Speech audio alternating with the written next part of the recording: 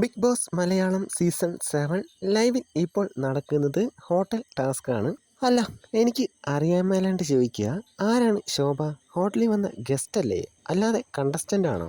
ഒരു ഹോട്ടലിൽ താമസിക്കാൻ ചെല്ലുന്ന ഗസ്റ്റ് ചെയ്യുന്ന പരിപാടികളാണ് ശോഭ ചെയ്യുന്നത്. പേഴ്സണൽ വൈരാഗ്യം വെച്ച് ശോഭ പെരുമാറുന്ന പോലെയാണ് എനിക്ക് തോന്നുന്നത്. ഹോട്ടലിൽ ചെല്ലുമ്പോൾ തന്നെ ഹോട്ടൽ GM ആയ ലക്ഷ്മിയോട് പോയി കുളിച്ചിട്ട് വാ, നിറയെ അഴുക്കാണല്ലോ എന്നൊക്കെ പറയുന്നു. ഒരു തവണ അങ്ങനെ പറഞ്ഞത് ഓക്കെ, ലക്ഷ്മിയുടെ സ്വഭാവം വെച്ച് അതിന് അർഹയാണ്.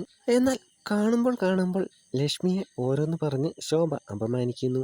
അതായത് താമസിക്കാൻ ചെന്ന ഹോട്ടലിലെ GM-നെയാണ് അപമാനിക്കുന്നത്. എന്നാൽ അങ്ങനെയല്ല, അവിടുത്തെ കണ്ടസ്റ്റൻ്റായ ലക്ഷ്മിനെയാണ് ശോഭ അപമാനിക്കുന്നത്. അതാണ് ഞാൻ ചോദിച്ചത്, ശോഭ ഗസ്റ്റാണോ അതോ കണ്ടസ്റ്റൻ്റ് ആണോ? ലക്ഷ്മിയുടെ മുമ്പിൽ വെച്ച് ആദിലയും നൂറയും കൊണ്ട് ശോഭ എന്തൊക്കെയാണ് കാണിക്കുന്നത്? ഒരു ഗസ്റ്റ് ഇങ്ങനെയാണോ പെരുമാറേണ്ടത്?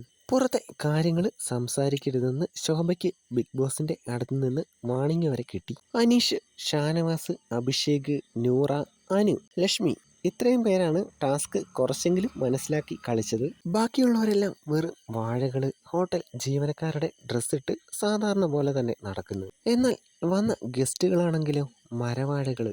ഇങ്ങനെയാണ് ഹോട്ടൽ ടാസ്ക് ചെയ്യേണ്ടത്. ലക്ഷ്മിക്ക് തെറ്റ് സംഭവിച്ചു, അതിന് എല്ലാവരോടും സോറിയും പറഞ്ഞതാണ്. ശോഭ നല്ല ഓവറാണ്. ശോഭയ്ക്ക് ഇഷ്ടമുള്ളവരുടെ കൂടെ നിന്നോളൂ, അല്ലാത്തവരെ അപമാനിക്കുന്നത് എന്തിനാണ്?